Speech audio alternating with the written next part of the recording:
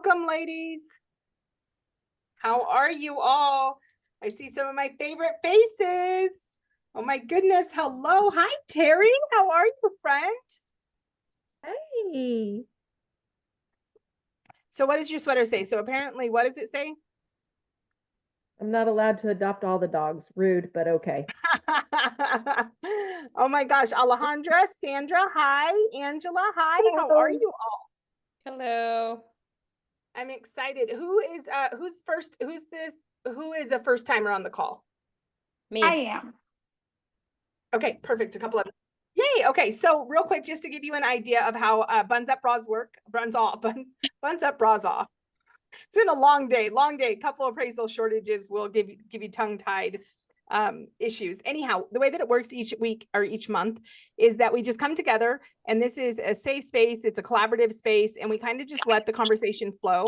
So when you're on here, if you're going through something in business, there's something you want to scale, a system you want to try, an obstacle you have with the client, you're welcome to share that and get some group insight on that.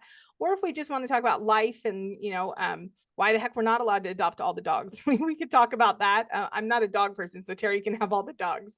I'm like, no dog hair. But we really just let the conversation go however you guys want. And so I love that. And I love that you're on here with me. So on that note, does anybody have anything that they want to kick off by talking about, like a current struggle or win or something that they're going through in their business? Or how about we do this real quick? Everybody, real quick, will you just share, you can share your name, introduce yourself, a fun fact, and where you are in the country, so we know everybody's market. And we can kick off with Sandra. Will you kick us off? Sure, I don't have a fun fact though. That's kind of short notice. You can come up with one. I did that too one time at like a conference, and I came up with the lamest fun fact. So now for like the last 2 years, I've been waiting for somebody to ask me a fun fact so I could rebound. Yeah, I really don't have one. But hi, I'm Sandra Larimore. I'm in the New York area. I would love to be able to connect with more agents. Right now, I am completely remote. I work from home. I'm with HomeSmart, and I don't see anyone or going to the office. I don't even have a HomeSmart office in the town where I live. So I'm contemplating making a move also. It's a real struggle for sure. Got it. Yeah, that definitely can be. I remember when we opened our brick and mortar, though, like 10 days later, the office closed because of COVID. So that was interesting. I signed a lease because I wanted to be in space with everybody, and then I didn't go there for a year and a half. That was fun. Yeah, that's Well, I love that. So you're in New York. So thank you, Sandra. Alejandra, what market are you in? And if you have a fun fact, you can share it. If you don't have to share it. I'm in Minnesota and I'm licensed in Wisconsin. I have 5 children, and I don't know if there's anything fun. I love nature. I love food. I love to cook, and I love to clean. I don't know. My kids say that I'm extreme. I'm always cleaning. Um, and they're probably sick of me because every night I'm like, you guys, this house needs to be clean. Like every night it has to be clean. And they're like, Mom, your house is clean. And I'm like, no, it has to be my clean. So I don't know. To me, it's fun because I do enjoy cleaning. If I'm stressed or I just feel good. I just feel good in my clean house. So mhm. Say a clean home is a happy home. I start like trying to brainwash them, like my grandkids are little, and I'm like, what is a happy home? And they're like, a clean home. So I try to brainwash everybody in the house to believing the only way you can have a happy home is if it's clean. Yeah. Which is Oh, yeah. not true. It's probably the opposite because I'm crazy trying to keep everything clean. But thank you for being here, Alejandra. Terry, do you want to go next? Hey, Angela, I haven't seen you in a while either. No. My name is Terry Pierce, and I'm in Southwest Missouri. I'm around the Branson area on Table Rock Lake. And fun fact is, I love dogs. I love all animals, and I live on the lake. Yay. Well, I'm so excited that you're here, Terry. Terry, through her Instagram post makes me have FOMO, and I want a second home in her lake town. So if you follow Terry, that is going to probably happen to you as well. Angela, do you want to introduce yourself, friend? I'm so excited you're on here. I can help you to unmute. Oh, you got it. Yeah, I got it. Hi Terry, good to see you. Sorry, we've been sick in my household, so I'm in a little bit of a brain fog, but yeah, I like dogs and food like everybody else. And I love Randita. Well, yes, and I love you, and I'm so glad you're here. Thank you. Jackie, do you want to introduce yourself as you're multitasking there? Right. Hi, I'm Jackie, Northern Nevada market. Then we just took our Jackie. nasty cough. Jackie's in Hawthorne. So fun fact, can I get, look at this, Jackie, I'll tell you a fun fact. Jackie lives Yeah. on the largest army depot in the country. Like not literally on it, but in it. Like in it, every time I drive by, I drive through, I'm in awe because there's just thousands and thousands of bunkers and I just want to go in them and there's just bunkers everywhere. And so Jackie serves a town that is like literally the biggest depot in the country and filled with army bunkers everywhere. And she's like killing it all the time. I'm like, Jackie, there's only like 200 people there. How do you sell 100 houses a year? Like, is everybody just rotating? I don't get it. But yeah, Jackie kills it in Hawthorne. All right, the bunkers are pretty cool. I used to work ammunition out there. We took apart bombs. Really? So what's in Yeah. the bunkers now? Ammunition stored out there, like all kinds of old time war stuff, like grenade. Oh, we used to take apart these big old, I don't even know what they were. They're full of grenades and you pick all the grenades out. So And you then we just go, live next to like thousands, like millions of pounds of ammunition. That doesn't make you nervous. Am I the only one that would be nervous? No? right, a little bit, but if it blew up, I don't know. I guess it'd go quick. Right? Okay. Ramis, am I saying that right? Hi, yes. Hi, tell us something about yourself and what market you're in. Hi, I'm in Delaware, Maryland, and Pennsylvania. Nice. Yeah, I'm with Berkshire. I just hopped on, I just saw this and I was like, oh, that sounds like this interesting. Let me do it. It's 9 o'clock. I'm not doing nothing else. Yay. Well, we're here. I mean, we kind of have like I've been right. So I'll use that as a segue to introduce myself. If you don't know me, I am Randy, half the duo behind Moms in Real Estate. And so the community, we built it to, gosh, I can't believe almost 40,000 women in real estate now. And then it also has some other components. So we have some different trainings, different programs, and we also have podcasts. And the Buns Up Bras Off podcast is coming this spring. So I'm super excited for that. We tend to be the more comfortable girls. Like we're not the ones, I mean, don't get me wrong. If you wear heels, you're totally welcome here, but we are more the comfort girls that like to powerhouse through in our sweats. And so Kristen takes the heels, I take the powerhouse sweats girls. And each month we just get together, we have fun, talk about what's working in our business, what we're struggling with, just build relationships, strengthen our agent to agent business, things like that. So Ramis, I hope that you'll put this on your calendar and join us every month. I think it's pretty fun. But on that note, I have something that we can talk about. Of course, if you guys want to talk about something else, we can do that too. But right now, the complexity and the cancellations, am I the only one feeling complexity in the deals and cancellations? Or is anybody else also feeling like the deals have come back to life, but they're harder and more complex to keep together? Anybody else feeling that? Jackie, you're feeling that too? Maybe it's just our market. How's everybody else's market doing? They're okay? So just us. It's a Nevada thing. We're Looks like having the low deal of a appraisals. good nightmare. 6 Really? months of What's caused it to go 6 months? just tons of issues because it was multifamily. So then getting in and out of those, and then day of closing, buyer got their funds all funded and seller just stopped paying. So we had to go to the table and everything along the way, inspections, appraisals. I've never had appraisals come back so wrong and we had to pay to fix them. I had an appraisal come in today, 10 grand below, with the garbage disposal called out, the staining on the fence called out. They want the shed removed and they want the hood range fixed. And I was like, the garbage disposal, when did that become an appraiser required item? That's after we spent $300 making sure there was carbon monoxide detectors that the appraiser wanted. So yeah, I feel that. Chanel, you just joined us. do you want to tell us what market you're in and share anything and everything that you want to share about yourself? Hello, my name is Chanel Goldson. I'm with Keller Williams Legacy Partners in Connecticut. I'm just excited to be here and meet you all. It's my first Zoom meeting. I'm not sure how many others you've had, but it's my first. Yay, I love that. So we were all sharing fun facts, and I got it. Sandra, it was Sandra that was, I think she turned her camera off, but she's like, I don't think I have a fun fact. So I'm going to share a fun fact about me that is just going to tell you that I'm raising some straight up mama's boys and that I am like coddling my kids. But fun fact, I still on a regular basis, weekly, line my kids out and clean all their ears. Probably a weird fact, but my boys, 28 years old, 22 years old, they lay right on mama's lap, and I get in there. One of them works in a shop. He's a mechanic in a smog tech, and let me just tell you, they have grease everywhere. So that's a weird, really weird fact, but you'll probably never forget the crazy lady that's still cleaning her 30-year-old grown man's ears.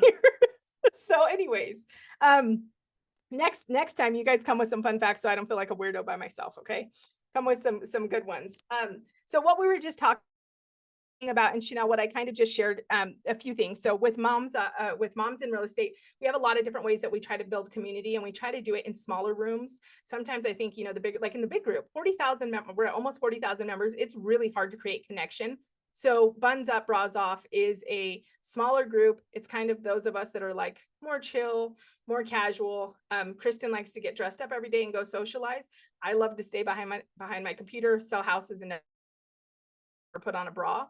So I kind of create this space for those of us that like to be comfy and casual. And we just come here each month and we kind of talk about whatever we need to, and we let the group dictate the conversation and deliver value and build our relationships. So we're excited you're here, and hopefully you'll join us every month. Thank you for that. Yeah, you're welcome. So appraisals are an issue for us right now, and then complexity of deals. But how's everybody else's business going? Are you guys happy with your business right now? Do you feel like you need more business? Terry, how's your business right now? Well, I just got a place under contract today, and it's been like 8 months since I've had any business at all. And in 2023, I didn't have one closing. And last year I only did 3. So our market. Do you think is that because it's a lot of secondary market? I think so. I think, with everything, like the election, everybody held off, and things are picking up now. And I think that the interest rates are, starting to come down. And I think that that's helping a lot. But yeah, no. And I'm starting to work with buyers, and I was always a listing. So this buyer, especially now with the new, because I haven't done anything under the new. And I was so nervous because I was having to write the contract, and it's a big powerhouse team down here at the lake. And I was so nervous. I was making sure that I dotted every I and I crossed every T and trying to research how to do the new agreements and stuff under the new stuff. But I've got that, and then I've got another lady that's going to have list this year. So I've got like 4 things in the pipeline, for this year. So it's 2025 is looking up, but things are picking up down here and moving. We were getting to where it was, I don't know, 4 months on the market instead of just 30 days when it was really hot. Yeah, us too. Yeah, us too. But we just had some properties. It's going okay now. We had some properties that had been sitting for like 5 months, just finally go under contract. So it's kind of the same thing here. You don't have to share, but drop a 1 in the comments if you had a hard year last year. I think everybody can probably relate to that. And one of the things that, I think it's important to have a conversation around is like twofold. Like my year was hard too. But one of the things that I think is already setting the different tone for 2025 is that like, I'm not letting market conditions dictate, because at the end of the day, people are always going to be transacting. And it's a matter of like how we're staying in front of them, how we're putting ourselves out there, and what we're doing. So I really love that I'm hearing more positivity going into 2025. Terry, what do you think has helped change the fact that you kind of had went stagnant and then you're starting to get good traction and kick off 2025 strong? Well, all my business is really referrals and stuff. And I think it's just that people, because they are looking to buy, like the kids, I'm having some kids move back into my neighborhood, they just called me out of the blue. Hey, will you show me this house? So I think that Right. people are wanting to get back to their roots and stuff and back to family and not so much second homes right now. I think they're wanting to be more family. And I think that's Yeah. making a difference. Here's the thing too. I think that we're going to continue to see the market improve going into the end of 2025. And I think those of us that are doing the work right now, so like who's crushing it right now, staying in front of their sphere, because same thing with me, Terry, I'm heavy referral based, but I'm just being honest. Like last year, I'm not even going to go as far as saying like, absolutely, did market conditions impact my production? Of course they did, right? But the biggest issue was me. It was me. I was not showing up. It's like I was doing less. You got to leverage every single thing that you do, right? So like when you have one opportunity, you got to get it on social media, you got to get in front of people. You have to do everything you can to stay top of mind. And I was doing a really bad job staying top of mind of my own people. And so that hurt me. And so now going into 2025, like I've got to get more intentional. So how's everybody feeling going in as far as like their plan to be in front of their sphere, to be in front of the right people, the right audiences, and build opportunities? Does everybody feel like good? Alejandra, what's your business look like? Are you newer in the business? Are you older? Have we talked before? I feel like you and I have talked. No, we haven't. I started real estate back October 2020. And last year was really, really hard. So right now I'm barely starting to have business, and I'm going to share a little bit with you guys. I don't want to make you guys sad, but last year in August, I lost my daughter and my dog in a house fire. And since August, I really haven't been like I just I'm starting to get back in there. I am really positive and I have faith in God, and that's what's gotten me through this point. I mean, really, it's the only thing. Like people can tell me a million beautiful words or can encourage me, and at the end of the day, the only thing that gives me strength and that gives me comfort is God. And so I'm starting to get back in there, and no matter how I feel, I just, I'm starting to, it's just been really hard. It has been hard. And so I have to push myself, and I've been doing that. So I'm starting to be a little more consistent this year than last year. It's been very hard. And I just realized that I'm gonna miss my daughter forever. Like forever. I'm gonna miss her. And so my business has been harder. Like I just haven't been, I door knock. I love to do that. I can talk with anyone and talk with them and, conversate with them. And I was doing that. I was going around, I was farming my neighborhood. I haven't been back to my house, so that's been very hard. And so right now I'm focusing on just getting myself out there again and, calling people, because I do connect with the people that have, I'm so sorry. I do connect with the people that have, you know, that have been my clients. And so I'm starting to get back in there and just realizing that even during this hard time and with this hurt, I just have to keep going. Life, unfortunately, sometimes I do say like, it's so unfair. Why does it have to keep going? But at the end of the day, I have 4 other kids. I have a family. I have to continue to keep going. And so I know that my business hasn't been what it should, but it's starting to pick up, and I just have to keep having faith in God and just have to keep going. So it has been hard. I don't want to make you guys sad, but I just wanted to share that's part of the reason why I haven't done anything, but I just have to, I have to tell myself, you have to keep going. You have to keep going, and just again, just having faith in God and just going into his word, every time that I need it. And so it's been hard, but I know that God has a plan and there's a purpose for everything. I might not understand it. And this is part of it. Somebody out there is hurting just like me, but we have to continue. And so I know because of the person that I am, that God has made me, I know that my business is going to thrive, and it's just things that happen in our life. And so, yeah, so, but right now I do have a buyer, and it's probably at it's at 600, and I've never had a sale that big. All of my clients are first time home buyers.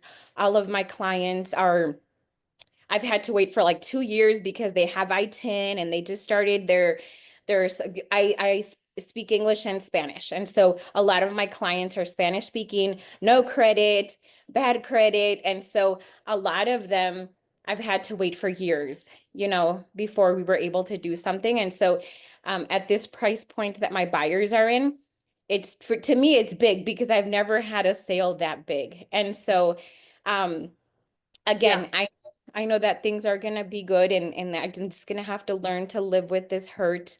And it's probably one of the biggest things that I mean, nothing will compare to ever having lost my second daughter. It's nothing. And so, but yeah, that's kind of where my business is a little down, but it's okay. And I just have to push through this. Well, Alejandra, first and foremost, thank you so much for trusting us and sharing that with us. That is huge, and I will definitely keep you in my prayers. And that's one of the things that always breaks my heart. I went through some stuff with my son, and by God's grace, I still have him. But I remember thinking, you know, and going through all the emotions of like, what if? And I didn't lose him, and I thank God for that. But he did. I've been with my son and stood next to him as he's buried over 15 friends, and that's really, really hard. By the time he was 20, we had went to 15 funerals together. And one of them was his best friend who died of stage 4 lung cancer at 19. And I remember being with his mom until like through the very end, like as he was transitioning. And every day, the thing I think about is how everybody else's life goes on, but she lives with that pain every day. And like she lives with that hurt every day.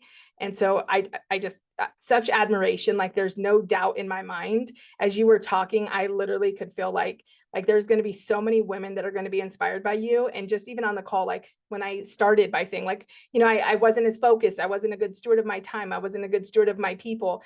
And then you look at somebody like yourself, like it's that moment conviction where we all have to like suck it up and go, man, like in reality, market conditions mean nothing, right? There's obstacles like that you have overcome. And so I want to give you like huge kudos because you're showing up in the room, you're showing up in the business, you're moving forward when you're carrying such heaviness. And so, I mean, that's a huge inspiration and a testimony to, you know, what only God is able to do. So thank you for that trust. Also, I start and I still do. I'm just now getting 20 years in. I'm just getting my price point up because my heart has always been with the underserved. So I've always been with the at-risk youth. I've always been with the at-risk kids. I built the camps for the, you know, the football camps and the cheer camps for the underserved.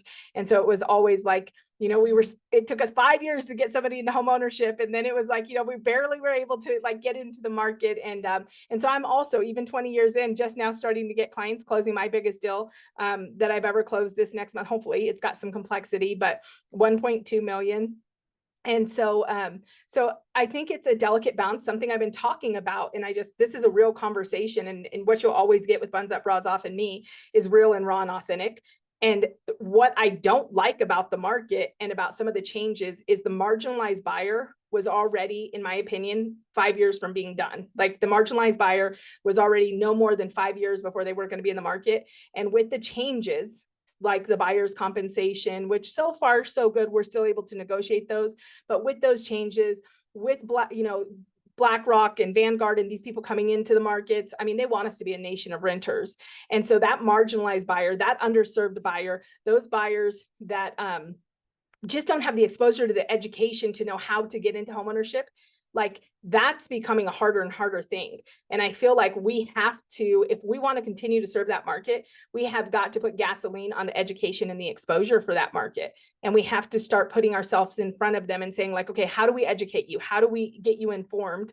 But I'm going to be really honest. One thing I know about working with the Latino community, working with the underserved is they're also hard-headed and they're stuck in their ways. And sometimes you can want it for them more than they want it for them, you know? And so there's also a delicate rope that we have to walk. Hey, Tamika. So there's a delicate rope that we have to walk where we have to still have that heart to serve the underserved and the marginalized buyer, but we have to build a business that we're not going to be out of business, right? Because if I don't change my business from the way it looked 5 years ago and start bringing in a different level of clientele, then I'm going to be out of business when the homeownership goes away for them. And we don't want that. but it's like, we have to think about this. We have to say, okay, this is how much effort we're going to put into educating the people that we want to be able to obtain homeownership. But then we're going to go over here and we're going to raise our price point. We're going to start speaking to move up buyers, right? We're going to change how we're showing up online. We're going to change how we're attracting people, because a lot of times what we're doing, and we don't realize it, but because we're continually saying like, I can help you with homeownership, we're continually talking to the people at the bottom of Maslow's hierarchy of needs, right? The people in survival, instead of talking to, I can help you to get that house sold and move to the next location, or I can help you to do this, right? So just little switches that we have to do. So that's just something that I wanted to share with you, because it's great to have that heart, but especially as you're like needing to break through, it might be a really good time to kind of have like a new part of your business to focus on, so that you can kind of like, you know, have a different headspace. And also, I don't know if you have a great lender, but I have a great lender. We both sit on the NAHREP, the National Association of Hispanic Real Estate Professionals board, and she's national, and she is a huge educator. So if any of you have Hispanic buyers, or any buyers that are credit challenged, I-10 challenged, any of that, she's one of the only lenders in my 20+ year career that I've seen turn people back to the realtor like 4, 5, 6 months later. Like, hey, they're ready to go. Like, they all say they're doing that, and they all said they send them to credit repair, and we all know a year later they still don't have the credit and they still don't buy the house. She's the only lender I know that actually turns those around. So if you want a connection, I'll happily connect you to. Okay. Yeah, I'd like that, please. Yes. Yeah, for sure. Yes. Well, thank you so much again, Alejandra, for sharing that. That's what I love about this space, is we never know what it's going to look like, but this is why when like we have those moments, like we went from that awkward, like all of us coming in here, not knowing what to expect, to like all just getting to sit in like that moment of you sharing and being transparent and us being inspired by you. And that's why I hope you guys all show up, so that we can continue to build on this. So does anybody, Yes. Tamika, And then, you know, being part of go the ahead. summit, I picked up so much, and I'm like, I'm going to do this. So by the end of the week, I am going to do a video. I don't like pictures. I can talk to a stranger, like literally can go up to somebody's house and have a conversation with them, but public speaking is hard. Being in front of a camera is hard. And it's something that I've been for years, I've been wanting to just do. And so before the end of the week, I'm like, I'm just gonna do it, and I'm gonna post it, and I'm never gonna look at it again. Don't look at it. Don't look at it. Yeah, no, I won't. And so things like that, you know, you have to push yourself. Sometimes you know, people are not gonna come in on your door and say, hey, you know, are you doing okay? Let me help you in this area, this area. You just have to do it for yourself. And that's kind of the person that I am. And so I'm like, you know, I'm here for a reason, and you just have to keep going. So Yeah, 100%. I love that you said the summit. Anybody else attending the summit this week? Does anybody know what the summit is? Oh my goodness. Okay. So my friend Tara is like this marketing genius. She's this marketing guru. And she's also a real estate agent. She owns a company called The Real Estate Edit, and they have like coaching programs, but she puts on this virtual summit every year. And she every year gets a different lineup of women that are successful in real estate. And it's a 5-day summit, and every woman speaks on a different topic. And it's virtual, so it's really cool. Like it's virtual, so you can watch it. It's already, I think tomorrow's day 4, and it's a free event, but I know the VIP is like really minimal. It's like $100 or something, and you get the recording. So like I buy it because I get to get the recording training of like 40 women that are killing it. I mean, these are all 20, 30, 40, $50 million a year producers. And so this is like the top-notch people. And I had the honor of getting to be one of the speakers and one of the presenters. I don't know if you saw my knowledge, but it was a mess. I loved it. It was the very first one, and I loved it. I loved it. You said so much, and I already have my calendar out, and I'm not a planner. I'm like the type of person that's like, we're gonna do this today. And so I know that I have to plan. And so I have and you said something, you have to plan out your days. You work 184 days of the year, and because you plan everything out. And I want to be that type of person to be able to dedicate to things that I love. And so I watched yours, and I loved it. Oh, so good. Well, thank you so much. For those of you that didn't watch it, I forgot that like that I was recording, and that I could like pause it and pick it up. So, and I just needed to get it done. Tara needed it. And so I literally am recording, and then I live on a family compound. That's probably a better fun fact than I clean my grown men ears, right? I should have said I live on a family compound. That would have made me less weird. But there was a coyote that was trying to eat a chicken, and my grandbabies were screaming. And so then I ran, and I'm a big girl. I don't run. That's not a thing I do for fun. And so then I came back up, and I'm like out of breath. And I don't know why I didn't think I could pause the thing, but I'm like, sorry about that, guys. I was just chasing a coyote. Tara, I was like, Tara, you might want to check mine and see if you want to open with mine. But what Alejandra is talking about is I talked about the calendar. So I share this not to brag, but I share this to inspire you guys. You know, last year I did have a down year. So I sold right at $10 million a year. And I believe success also, I just want to preface it by saying success is not the amount of volume. Success is just making what you want to make, but having the balance you want to have. With that said, I am in a season that I want to sell as much as I can. And so typically I do about $20 million a year on my own. And when I do that, I still take over 150 days off a year. I don't work most weekends. I don't work most evenings. And so I have a very, very heavy family balance. And so what she's talking about is I actually sit in December and I start planning all my days off. And anybody that's in business with me gets this 1-page paper that's like, here's all the days I'll be off. And it's every federal holiday. When they add a new one, I'm like, yep, I'm taking that one off too. And I piggyback and I take all of those. And so I share that as inspiration. Like if you're thinking that sacrifice and your family being second is the only way to build in this business, that's not accurate. Like you can build a life-giving business. And I even taught a course, part-time agent, full-time income. Like that's a thing. Like that's a thing. You can be a part-time agent and have a full-time income. So thank you again, Alejandra, for sharing all of that. Tamika, how's your business going, friend? I saw you over there killing it. I saw you get some awards. Hi. So it's going. That's all I can say at the moment. It's kind of like we're slowed down for a minute, but I know it's coming. It's gonna speed back up. Hey, no, what's that? Well, you're in Georgia. And I will tell you, Yes. typically what I see is typically we see it start in California on the West Coast. And then we see whatever happens there kind of roll across the country. And so I will tell you, California picked up a little bit ago, and then we're in Nevada next to California. We picked up, what would you say, Jackie? Is Jackie still on here? We picked up probably, Kim's on here. We picked up probably maybe 3 weeks ago, a month ago. It like really just all of a sudden picked up. So it's coming your way. It's coming. Yes, I believe it is. It's coming. But we were I'm also ready. talking about it's coming, but it's different this time. Like the complexity of the deals and the appraisals and the appraisers and the inspections, they're just different right now. They're different. I feel like God is like, okay, we're going to make all of your skill bubble to the top this year. Like everybody is earning those commissions this year. This is not the cocaine fueled frat party of 2020 anymore. Like it's no commission for you. It's like you're working for your commission now. I feel that. I'm working for it now. Oh yeah. But I'm working. So Well, y'all have any referrals for Atlanta, Georgia? I'm your girl. Well, and Tamika, you joined the referral network too, right? I did.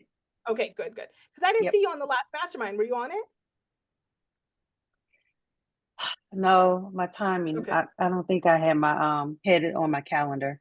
Well, make sure you put it on there because I am like determined to get our agent to agent referral business up on that network. Okay. So make sure you do. We've been doing good on there.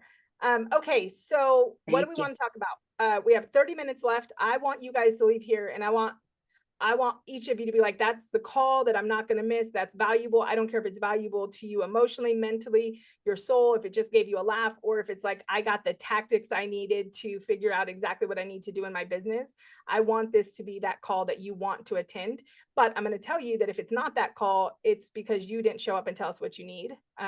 You got to, in order to have that experience, you have to actually tap in and say what you need. So who wants to share? They can win, they can share a struggle. Who wants to share something? That's a question I'd love to ask. Yeah, absolutely.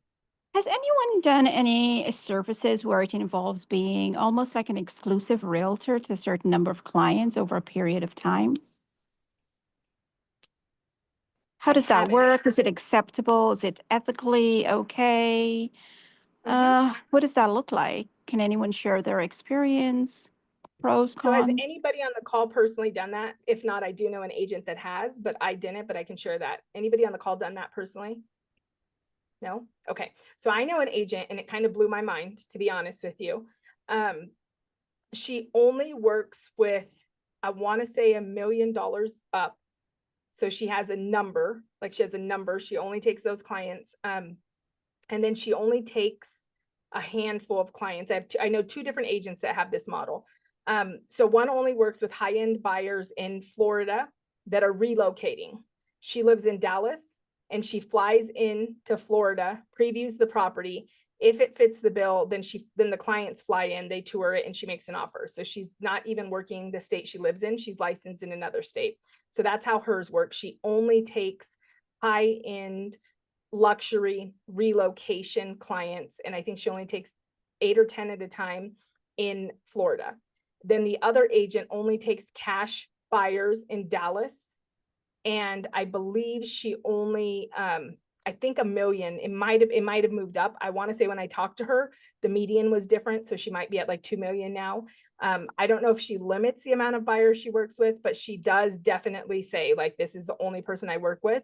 I think it's a different, I think it creates a sense of urgency around a niche. So if you have it niche down. And I know that niching down, can feel very against grain, because I don't know about you, but like there's never a day where I'm like, no, I don't want that deal. Like that. I mean, maybe there is, right? But 9 times out of 10, you're honored to serve the client and you want to serve the client. So it's against kind of our natural thought process to alienate people. But the more that you niche down and the more specific you get, the more referred you get, and furthermore, the edified you get. And there's a difference that happens to your business when you're getting edified, right? Like, so if you know me, I love to help people escape the suburbs. And so when people come to me, they're like, when I get referrals, it's like, you got to go to Randy. She will come up with the idea to figure out your family compound. She will find that land. She will do this. She will do that. So they're edifying me at a different level. And then what that allows me to do, I don't do this, and I probably never will do this, but to answer your question, Sandra, when you start getting that kind of business because you're sought after, because you've niched down and people trust you, then you can create the urgency by putting limitations on it and say, like, I only work with 15 clients a year. So then that's when you can create the sense of urgency where people are like, oh, I want to be one of the selected 15. But I think it really starts with, and I'm just speaking from what I've seen the other agents that have done this do, it starts with niching down. Like, there is not another agent I know that flies in from another state and only works with these luxury buyers that have to be relocating and that want to be flown in. Like, she's niched down. Her clients want that experience, right? And so I believe firmly, Sandra, if that's something you're looking at wanting to do, you got to start with your niche. Have you defined your niche? I have not found my niche yet, but something, I'm thinking about where I live. It's very small town, it's rural, and it's very saturated with agents and very, very low inventory. Yeah, I know everyone's thinking that sounds about a lot of places, but it truly is a very small town. And everyone that lives here are people that grew up here and everyone knows each other. So I'm just trying to find a way to stand out. Jackie. Or what can I bring to the table? Yeah, Jackie, what's your population? Like 8,000? Oh, no. We're at 3,500. Yeah. So Jackie, how do you stand out in a town of 3,500 that also has a ton of agents?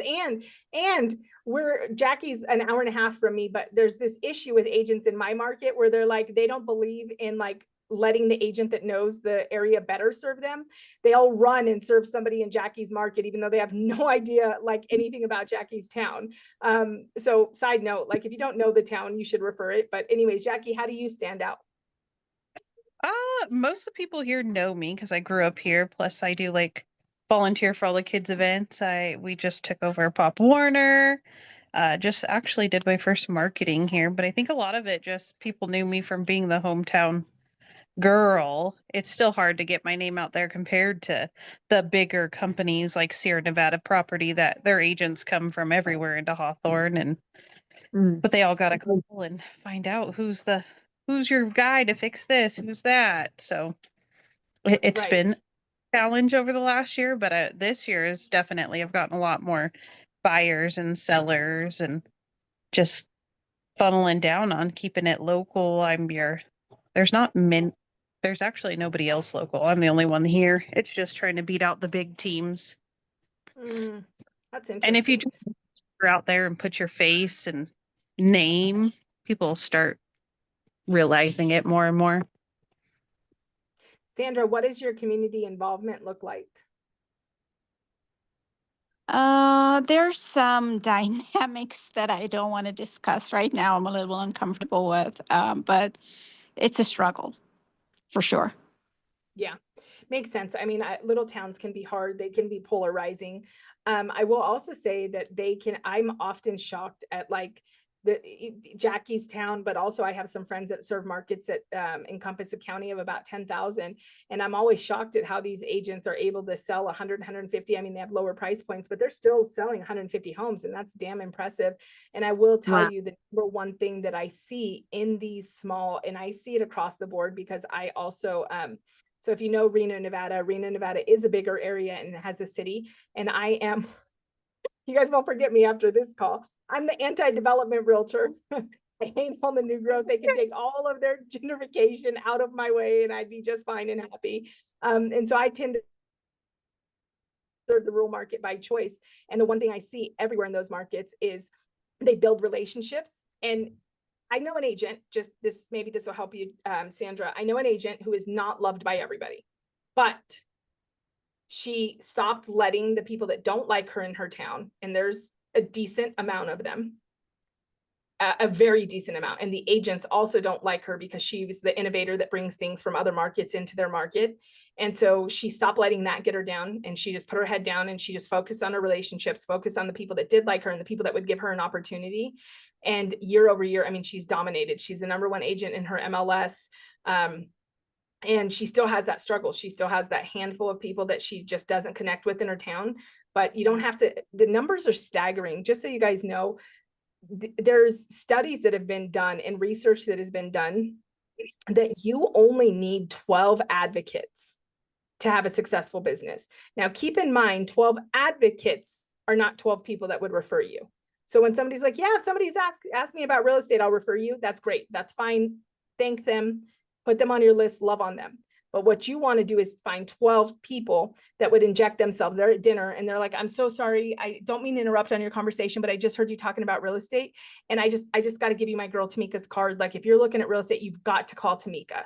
You get yourself 12 of those people, and I don't care what town you're in, what market you're in, it's going to take off. You need 12 advocates. And so what I would say is, depending on your budget, depending on your time, depending on complexities, depending how about people feel about you, go make relationships. This is a contact business. This is a contact sport. Get belly to belly, get face to face, and work to build advocates. And just put your head down. If you put your head down and you build relationships and you build advocates for 6 months, when you look up, you're going to have a business that has life going.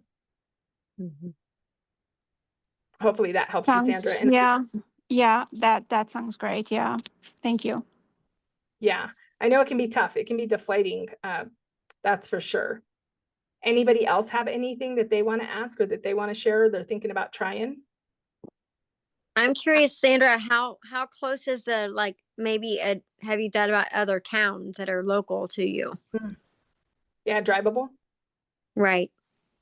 Yeah, I Like you have, have and I'm nearby trying to, family or something yeah, like in I'm the trying next to town. network that as well. It just seems, I don't know. We'll see. In terms of, like I said, I'm with an agency where I don't even have an office. So I have to, I'm looking to switch realties right now just so I can get out there and communicate with others in person and just grow and form relationships with people in my town. This being I will tell remote is you not helping. something that our local people do, because I'm with Real and we don't, we're cloud based, which is Yeah. awesome. But something we do is we do like monthly meetups and sometimes weekly.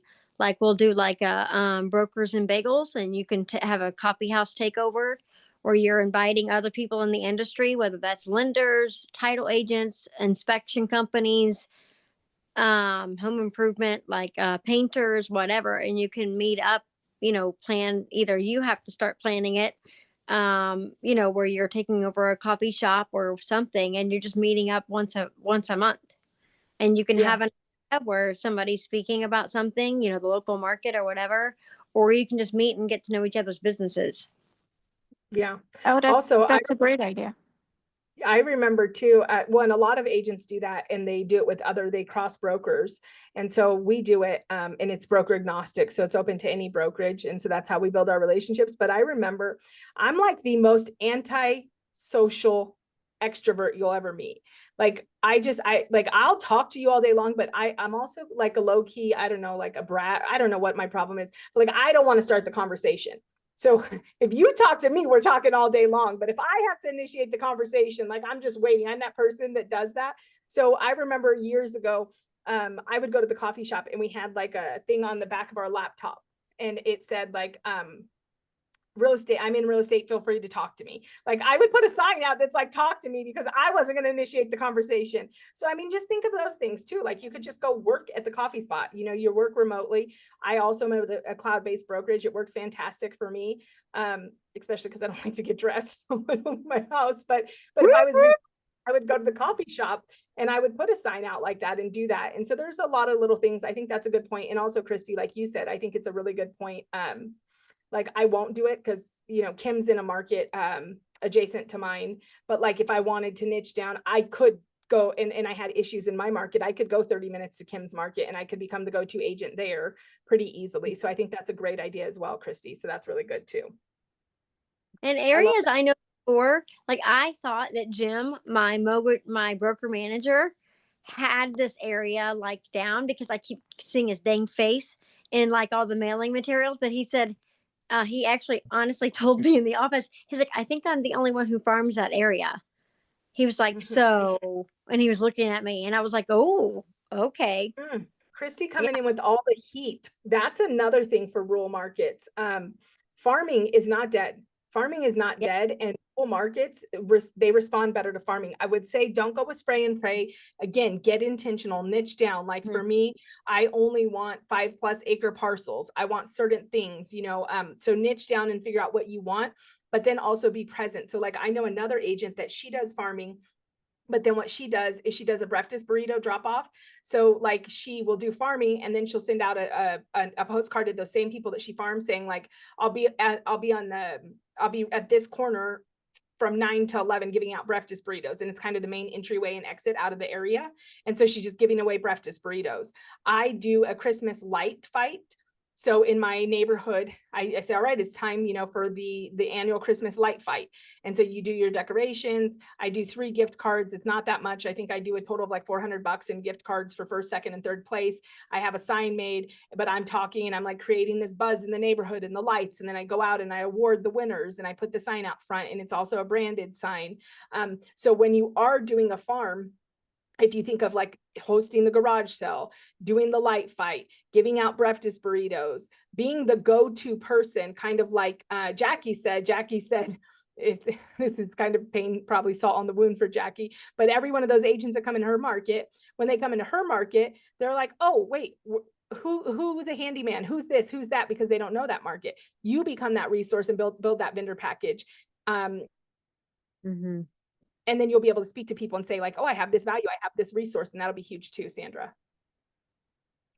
Okay, so we have 10 minutes. And again, you're all leaving here so freaking pumped from this call. So tell me what you need. Tell me what you need. Let's go. Nobody's leaving this call without what they need. Who needs something? Hi. Hi. So I became a realtor last year, and I've sold 7 houses. I also work full-time during the day too. And I'm not leaving my full-time job. I have zero desire to even do that. I love what I do. And I love real estate, but last year I did over 20 open houses. And this year, I'm about to start doing open houses again, but I also want to learn how to farm because my business kind of took off really fast. I mean, like really fast. Like I don't even know how, but just God, because one thing I knew, I was just, I don't know, I just started selling houses. And real estate school doesn't teach you how to sell houses. It just Right. teaches you how to not get sued. So, Yes. so, it was like, so I'm thankful, Lord. I am very thankful that I've been, from what I understand, I've been very successful because a lot they say for a first year to sell that many houses is a lot. So I'm like, okay. Yeah. But with that being said, I want to start farming because I got burned out. Mm. I did open houses. I mean, I was even up to doing like 3 a day. Mhm. Wow. And I want to do them. I still am going to do them, but I really want to farm. So I have found um different areas that I like to that I send out mailers to. I had my marketing team at my brokerage made me a really nice flyer that's very simple, that I'm mailing out. But I don't know what to do after I mail them out. Right. I don't know what to do. I've also strongly thinking about my niche. I am licensed in 3 states. Um, and But because I have a full-time job, and I don't know how this sounds because I'm still very new in this, but I really don't want to work with people who are not at least at $400,000. Like it's not worth Mhm. it. Right. And unless you're like a really good friend of mine or something like that, it just doesn't make sense for me because this is Mhm. not my bread and butter, if that makes Mhm. any Right. sense. Yeah, 100%. So that's one thing. For two, I know a lot of people like first time home buyers. I don't. I worked with a couple and was like, this is just, I did it and we made it to the closing table and we're still good, but it's just not what I enjoyed. I enjoyed working with my resales. Um, I really did. Like the ones who own the house, Yep. even if they're just moving into an apartment or buying another house. I understand. I realize I like that clientele a lot better than the first time home buyer. Um, the first time home buyers that I had wore me out. Mhm. And because once again, this is not I love what I do. I love doing it, but it's not my bread and butter. So my patience level, and I had to come to terms with that. Like I was like, yeah, my patience level isn't prepared for what the first time home buyer needs. And that's Yeah. okay. Yeah. That's Okay. totally. Okay. You're Because helping I yourself. understand a lot of people really like them and they want to work with them and all of that. But it just, for me, it's more time consuming than what I think. Um, that's not my niche. I do great with the homeowner and I do great with even if you're a person who's purchased before that knows a little bit more about how the home buying process goes, that is what I do very well with. And I enjoy it because I feel like the process needs to be enjoyable for both of us. Yeah.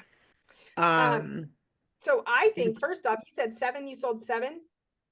yeah. That's awesome. Yeah, that's fantastic. I Okay, have a thank question you. for you. I have a question for you. Of the 7 you sold, how many came from open houses?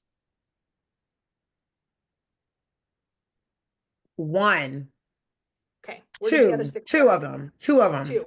Okay, where did the other Wait, 5 come from? hold on. Wait. Okay, so I got one client from an open house that turned into, they were a buyer and a seller. Okay. Other 2 were referrals. Wait, 3 were referrals. 3 were, I don't know. 3 were referrals, but only, the answer your question, one from an open Okay. house. It was a couple and I sold and purchased and we purchased and helped them purchase another home. Perfect. So the reason I ask is because one of the biggest mistakes that agents make is they do the things and they don't read the data. So they're either Okay. doing the open houses or they're on social media and they're gonna crush it and they're gonna build that whole platform and they're killing themselves to get in front of the camera and then I ask them how many deals they closed off social media last year and they're like none. And I'm not saying you Yeah, I can't make didn't it. do anything. I'm not saying you can't make it a new lead source, but I'm saying read the data and know where your business comes from and double down on that. Right? So know where the business comes from and double down on that. You want to put more. Most agents can eliminate 80% of what they're doing and still have the same results by doubling down on the 20% that's working.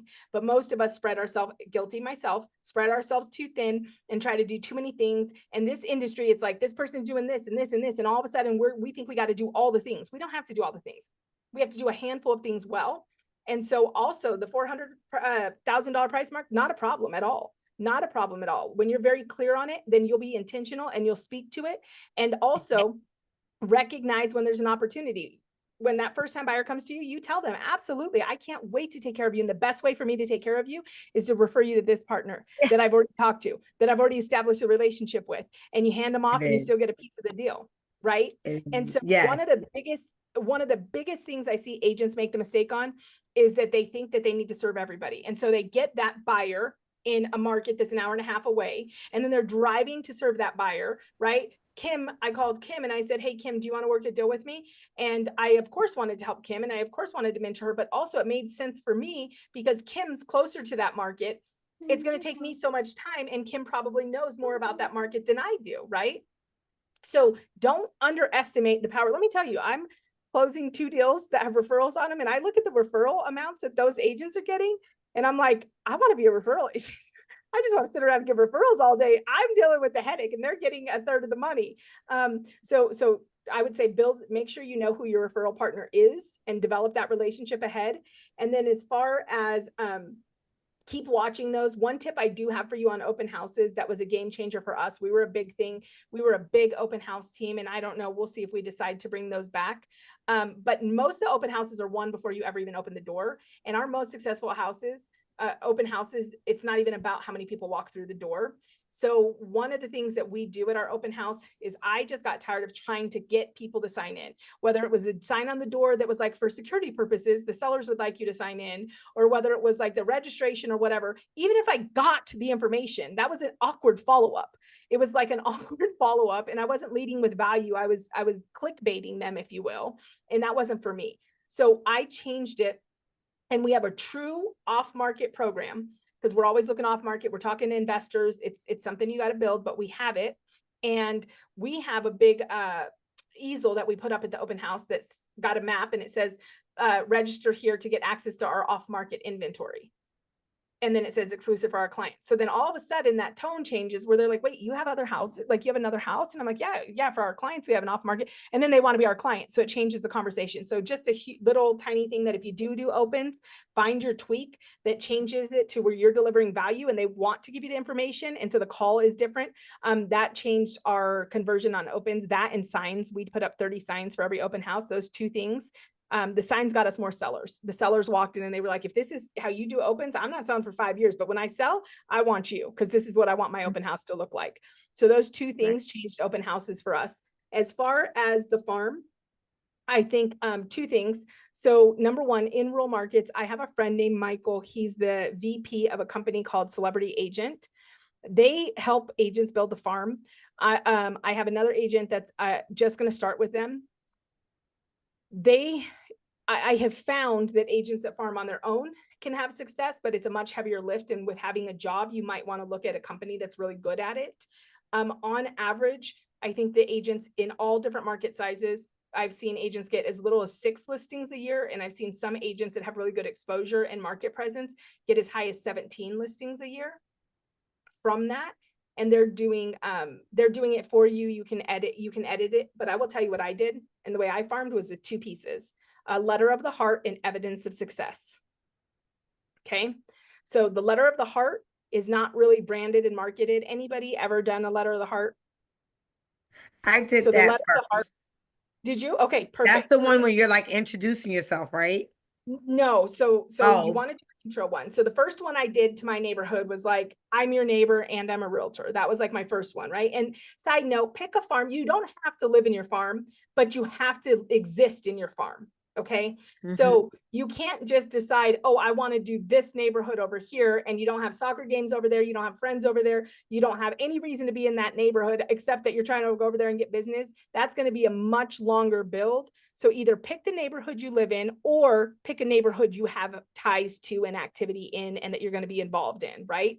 Because that's going to give you the compounded effect, because it's going to give you the brand and the name recognition. But what you do, so you do the first introductory one. My letter of the heart that goes out monthly is literally a letter of the heart. And it's like, hey, as your whatever, it's not branded, but it's like, as your neighbor, as your local realtor, I won't even say realtor, but I'll say, I just kind of want to share with you what's going on with me this month. One time I shared that I made an uninformed dental decision. And I was like, I'm sharing this not because I want to, because it's super embarrassing, but I'm sharing it because I just realized how hard it is to like make uninformed decisions and how much more they cost you. And I want to share this with you to help you to know that, like, whatever it is, if you need a contact for an attorney, if you need to know about real estate, if you need a handyman, I don't want you to have an uninformed decision. I want to be your resource. And I shared that experience. Let me tell you, I wasn't prepared because it was real dental trauma for me. Like, it was like a thing. And then for like 7 months, people would walk this close to my face and they'd be like, let me see, and I was like, no.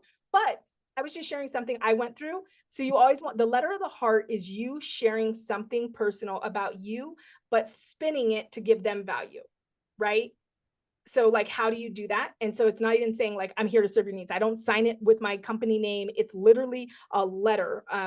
If somebody reminds me or if somebody emails me, I have some old examples I can share. The other thing, the evidence of success, that's reminding them I'm a realtor. And so that's a card that says like, maybe, and you can also keep in mind, you can show them, like if you're farming a certain zip code, you can say, here's all the cells, and you can, it's implied that you had hand in those cells, but you might not have. You're just telling them what sold in that neighborhood. So that could be that way. Also, I would do it with my own cells, but like I wanted to be known as the community realtor. I wanted people to know, yes, I wanted them to know I sell a lot of houses, but I wanted them to first think my community's better because she sells a lot of houses.